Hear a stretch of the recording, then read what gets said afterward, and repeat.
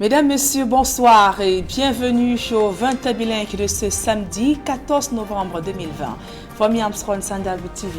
Bonsoir Nadine Abo. Good evening, ladies and gentlemen. Thanks for joining us on the 8 p.m. bilingual newscast on Equinox Television. We're live from Equinox Central News Desk in Douala, Cameroon's economic capital city. In our top stories, the Bar Council in Cameroon condemns the inadmissible intrusion of combat-ready police forces into the Bonanjo Court of First Instance. Angry over the violence meted on lawyers in Douala, Cameroon, the Bar Council promises to take legal actions. And also coming up, we paint a bleak picture of GPS Matom, a school with broken walls and a disturbing structure, even as students and pupils are present in schools in Cameroon for a new academic year. À la une de ce journal, la colère du Conseil de l'ordre des avocats du Cameroun après les violences perpétrées sur leurs confrères à Douala. L'instance appelle à des sanctions sévères contre les auteurs de ces abus et dénonce également l'intrusion des forces de l'ordre dans une salle d'audience. Voilà pour le sommaire.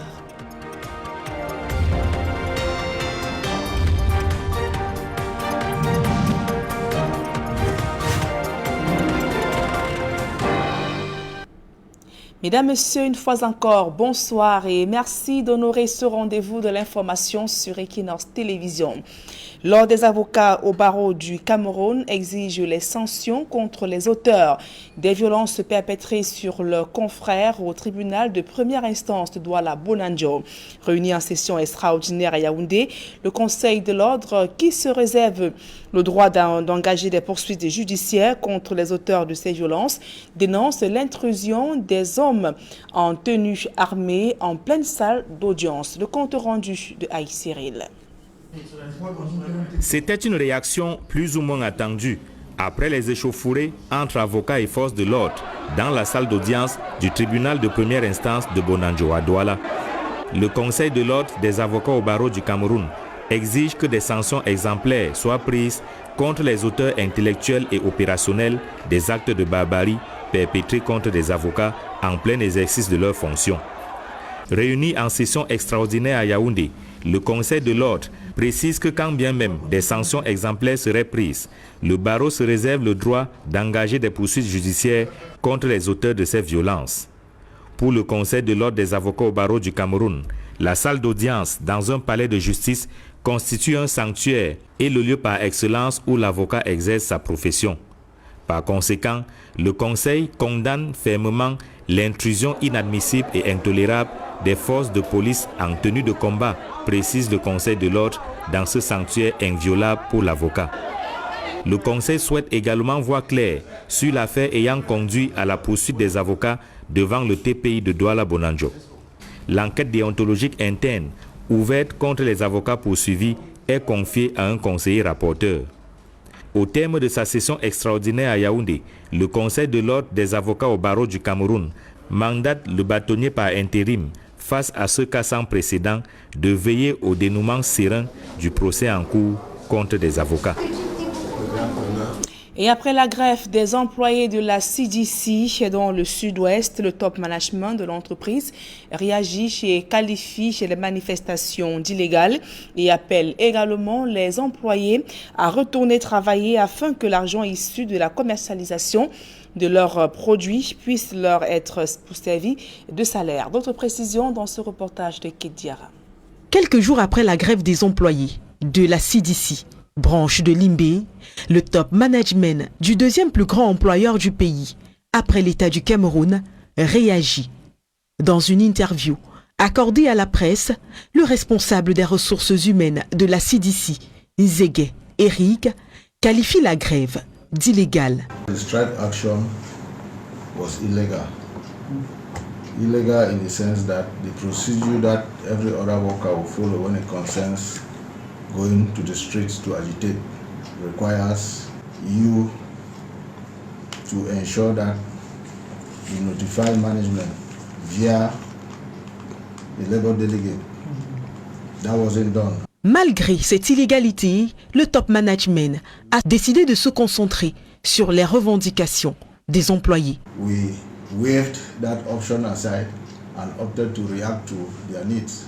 Selon ce cadre de la CDC, les employés sont tous conscients des difficultés auxquelles l'entreprise fait face à cause de la crise anglophone qui paralyse les deux régions. They all know very well the difficulties CDC is facing because of the crisis in the Northwest and Southwest region. Face à ces difficultés, poursuit-il, le gouvernement assiste l'entreprise. And in the difficulties that we're facing, the government opted to assist. Et cela lui permet de payer des ouvriers. Une autre façon de payer les employés, c'est de commercialiser les produits qui sont issus de leur travail. Sans ces deux méthodes, il est impossible d'avoir de l'argent. Without those options, there is no way of having the money. La question de savoir depuis quand les employés n'ont pas été payés, il explique qu'ils l'ont été au cours des semaines qui précédaient la rentrée scolaire. But they were lastly paid a month ago when school was about resuming. And everything was done to ensure that Tout a été fait afin de s'assurer qu'ils aient au moins un mois payé afin de préparer la rentrée de leurs enfants. of course, 1 month pay after a long period of no pay can actually not solve the backlog of problems you have there. Si un mois de salaire ne peut pas résoudre le tas de problèmes accumulés pendant la longue période d'impayés, il peut au moins aider à résoudre les problèmes les plus urgents. You have that can help you resolve the immediate. Du reste, il conseille aux employés courroucés de faire preuve de patience et de continuer de travailler afin que les produits soient commercialisés et les salaires payés. And I'm sure, and we know very well that we are struggling to ensure that more money is made from sale of produce which they are refusing to go and produce so that they can be paid more. That is CDC. Pour rappel, c'est jeudi dernier que les employés de la Cameroon Development Corporation ont manifesté à l'entrée de la direction de l'entreprise à Bota, Limbé. Ils revendiquaient alors plus de 2 ans de salaire impayé. Évoquons à présent la violence en milieu scolaire. La société civile dénonce la faillite des pouvoirs publics. Au cours d'une conférence débat à Yaoundé, elle dénonce le laxisme du gouvernement qui, en plus de délivrer des licences d'ouverture fantaisistes, peine à assurer la sécurité autour des écoles. Le reportage de Joël Essengue à Cyril. Des experts de haut vol pour poser la problématique de la violence à l'école. Cameroun pour une éducation non violente, c'est le thème de la conférence débat qui se tient au Centre culturel camerounais de Yaoundé. Pourquoi il y a des violences dans notre contexte? Pourquoi on peut venir tuer des enfants dans une école? D'où ça vient? Comment est-ce qu'il se passe qu'un enfant poignarde un enseignant à mourir dans une école? Ce que nous avons fait aujourd'hui, c'était de mettre le débat sur la place publique. Très vite, la responsabilité de l'État est pointée. En plus d'accorder des autorisations d'ouverture à des établissements qui ne le sont que de nom, les pouvoirs publics peinent à assurer la sécurité autour des établissements scolaires. La société civile dénonce. C'est tous les niveaux du système éducatif qui doivent repenser leurs propositions éducatives. Parfois, nous avons des écoles qui sont des écuries. Une école qui naît sans projet éthique, sans projet éducatif, mais qui reçoit des enfants. L'État comme organisation étatique doit dire non à certaines créations d'écoles qui n'ont pas de sens d'exister. Alors il faut des causeries, il faut des sensibilisations, il faut des accompagnements pour que le produit ne se limite pas au niveau des décrets, mais qu'il y ait une concrétude dans la réalité du vécu de notre société. Mis à l'index, les pouvoirs publics se défendent. Le ministère de l'Éducation de base annonce l'élaboration d'un document de stratégie qui permettra de juguler le phénomène de violence en milieu scolaire. L'État a déjà fait un certain nombre de choses pour prévenir les violences en milieu scolaire. Mais nous nous rendons compte que le phénomène de violence en milieu scolaire, c'est un phénomène qui a tendance à vouloir s'enraciner. Ce document va adresser toutes les questions qui ont trait au diagnostic des pratiques de violence en milieu scolaire. Il va également aborder toutes les orientations qui concernent les solutions à apporter aux problèmes de violence en milieu scolaire. Cameroun pour une éducation non violente. La réflexion est menée par Respect Cameroun. L'organisation non gouvernementale spécialisée dans l'accompagnement scolaire des personnes réfugiées, fête son 10e anniversaire à Yaoundé. Et nous restons dans les campus scolaires où le relâchement des mesures barrières contre le coronavirus de plus en plus décrié. Le constat a été fait à Douala. Pourtant, de nombreux élèves ont été testés positifs au Covid-19. Les chefs d'établissement appellent les parents à plus de collaboration afin de freiner la chaîne de transmission du virus. De reportage de Georges Mitterrandam, Isabelle Carole Zopet.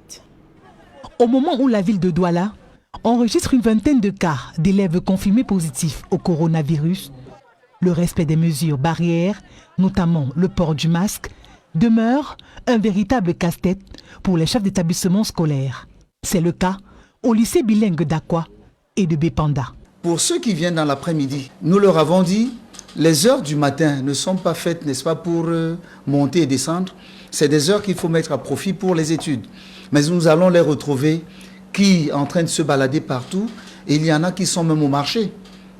Et vous constatez avec moi que s'ils sont infectés, ce n'est pas au lycée, mais c'est plutôt peut-être partout où ils déambulent, et c'est plutôt eux qui viennent contaminer les autres. Ils ont tendance parfois à enlever le masque, mettre dans la poche quand ils sont dans la cour. Puis également dans les salles de classe. Nous devons de temps en temps faire le tour. Malgré toute la sensibilisation et le dispositif mis en place pour stopper la route à cette pandémie, bon nombre d'élèves sont régulièrement sanctionnés, faute de non-respect de ces mesures. Avec les élèves, quand vous ne sanctionnez pas, ils ne sauront pas l'importance de ce que vous êtes en train de dire. Pour une première fois, on peut le punir, on lui demande de balayer, de faire 1-2 fois. Ce n'est pas parfois, on décide, on vous donne d'abord un jour d'exclusion. Déjà, au niveau du portail, celui qui ne porte pas son masque n'entre pas. Ça, c'est clair. Les surveillants généraux ont des instructions là-dessus. Le corps enseignant accuse les parents d'avoir démissionné de leur rôle d'encadreur. Vraiment, la difficulté que nous avons, comme en fait, d'après mon expérience, c'est que les parents ne nous accompagnent pas. Parce que le constat que moi j'ai fait, c'est que beaucoup d'élèves qui arrivent en compagnie de leurs parents n'abordent pas les masques. Ils sortent même parfois du véhicule. C'est quand ils sont à l'entrée du portail, vous leur demandez mais où est votre masque? En ce moment-là que l'enfant sort le masque. Donc vous voyez que depuis tout ce parcours-là, avec son parent, il n'était nullement inquiété. Par rapport à ce contexte de la pandémie, il faut que chacun joue son rôle. Parce que beaucoup de parents nous donnent l'impression que tout se passe à l'école. Et dès qu'on est à la maison, ou alors dès qu'on franchit dès qu'on est hors de l'établissement, on peut faire n'importe quoi. En plus des écoles, les mesures barrières, notamment le port systématique du masque, le respect de la distanciation sociale et le lavage régulier des mains, ne sont point respectés dans plusieurs espaces publics de la capitale économique, à l'instar des marchés et des buts de boissons. Autre fait d'actualité dans ce journal, 9 mois après la tenue des dernières élections municipales au Cameroun, l'exécutif communal prend enfin service à Tonga, dans la région de l'Ouest Cameroun. Le nouveau maire et son équipe se disent prêts à relever le défi et travailler ensemble afin d'améliorer les conditions de vie des populations. Théophile Tchunke et Xavier Foucault. La commune de Tonga, dans le département d'Undi, principale porte d'entrée et de sortie de la région de l'Ouest Cameroun, fait face à des problèmes d'insécurité, d'insuffisance d'infrastructures sanitaires et scolaires, des problèmes de chômage et de sous-emploi des jeunes, d'où le malaise de ses habitants. Les autorités communales ont pour première mission la résolution de ces problèmes. Assurer le bien-être, le quotidien, la population veut savoir, c'est-à-dire veut vivre dans leur poche et au quotidien, que leur bien-être ne souffre d'aucune controverse. Déjà aux affaires, entre 2002 et 2007, le maire Bankwe Dieudonné dit mesurer l'ampleur de la tâche qui incombe son équipe et lui pendant les 5 prochaines années. Nous sommes attendus au tournant, on doit travailler pour donner satisfaction aux populations de Tonga qui nous ont élus. Nous sommes déterminés à ce que Tonga change avec l'adhésion de tous les élites extérieures, intérieures, les composantes sociologiques, qu'elles soient les partis d'opposition ou pas, c'est qu'un seul, c'est que Tonga soit construit avec tout le monde. Afin d'éviter, comme par le passé, des désagréments entre les mairies et le gouvernement, François Franklin Etapa, préfet du département d'Undé, qui a présidé la cérémonie d'installation du tout nouvel exécutif communal en Tonga, a tenu à rappeler à l'équipe le fonctionnement des communes, alors que le processus de décentralisation est en marche, incluant des notions telles que le transfert des ressources et le transfert des compétences.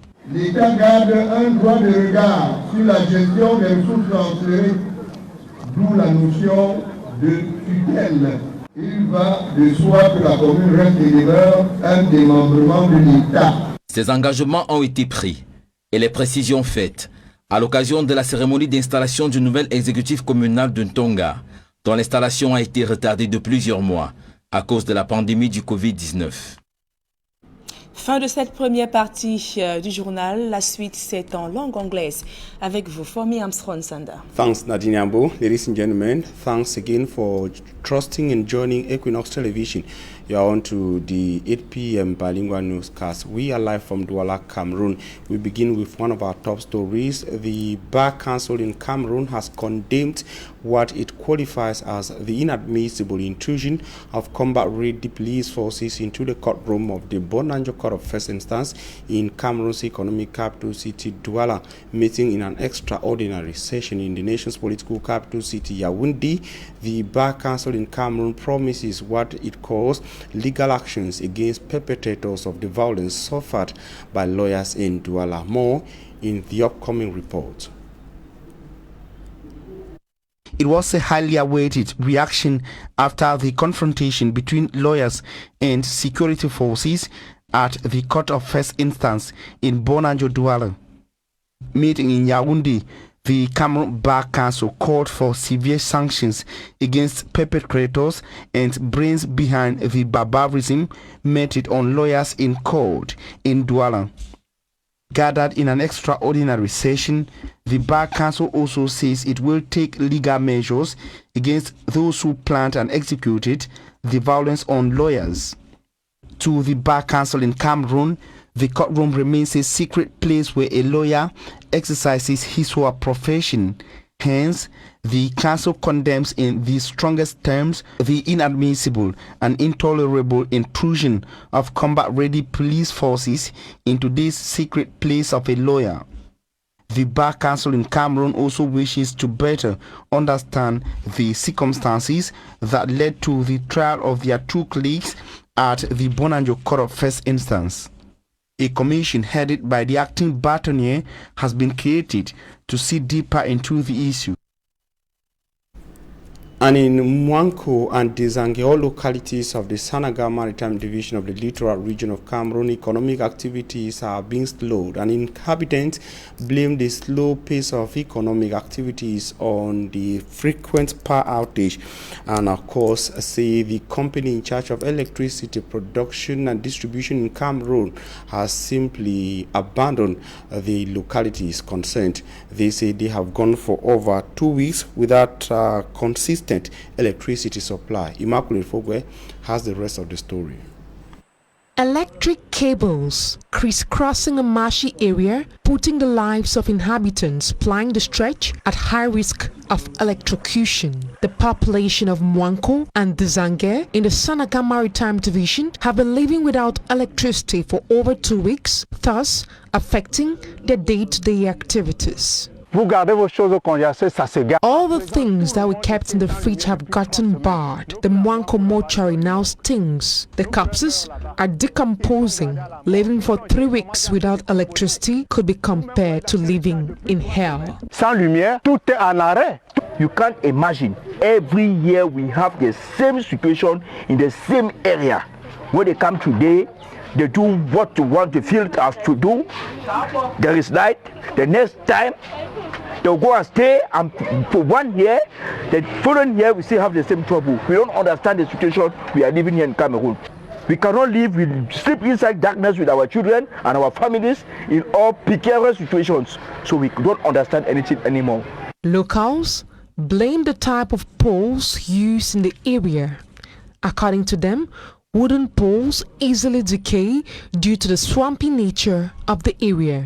Ça, je peux appeler ça la négligence. Those distributing electricity are negligent. How can they use wooden poles in a marshy area? They should build solid poles like the one I am standing beside. C'est pour ça qu'on demande qu'on nous mette des poteaux en béton. Contacting the company in charge of distributing electricity, we're told that the management network program meant to facilitate the distribution of electricity in the 10 regions of Cameroon is on course, and that Mwanko and Zange should wait for their turn.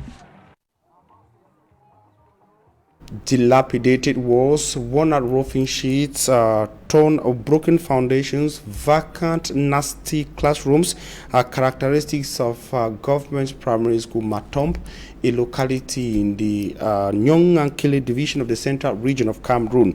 Very few teachers have braved these conditions to teach in an enclaved school in Matomb, as Innocent Aze tells us in the following report.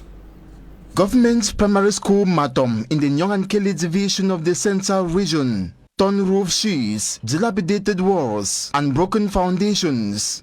As concerns the classrooms, they look more of a picket fence with no furnitures.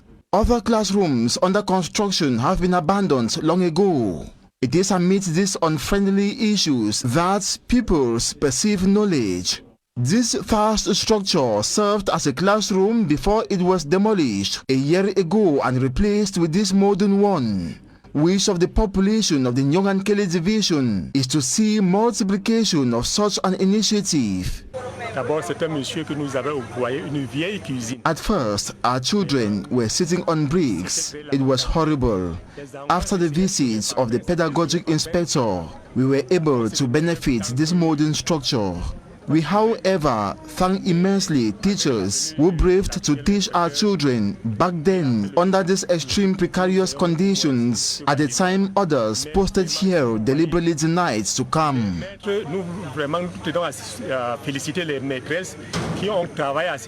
To attain the objective of giving quality education to the future leaders, Ellis mobilized themselves in order to nurture the young learners to be holistic. One of the ways is through granting of didactic materials to both parties, the teachers and the learners. These school keys will enable the children, especially those from poor backgrounds, not to derail in their education. Changes in the division, with most parts still enclaved, we are told are joint efforts of the populace.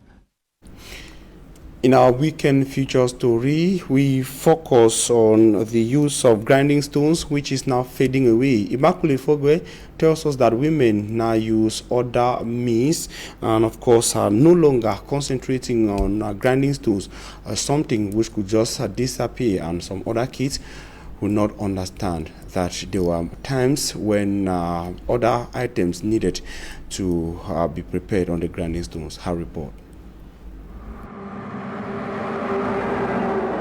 The grinding stone, commonly called pepper stone, is an iconic kitchen utensil that is gradually fading out following the introduction of the electronic blender. Before the advent of the electronic blender, every kitchen had a grinding stone used to grind pepper, spices, grains, and other seeds. The grinder holds the smallest stone in both palms, exerting pressure with a forward and backward movement of the stone, crushing the seeds and spices until they obtain the desired texture. I prefer using a grinding stone because I am able to obtain the required texture. Whenever I use the blender, the flavor is not the same. There are some things that should be ground on the stone and others in a blender.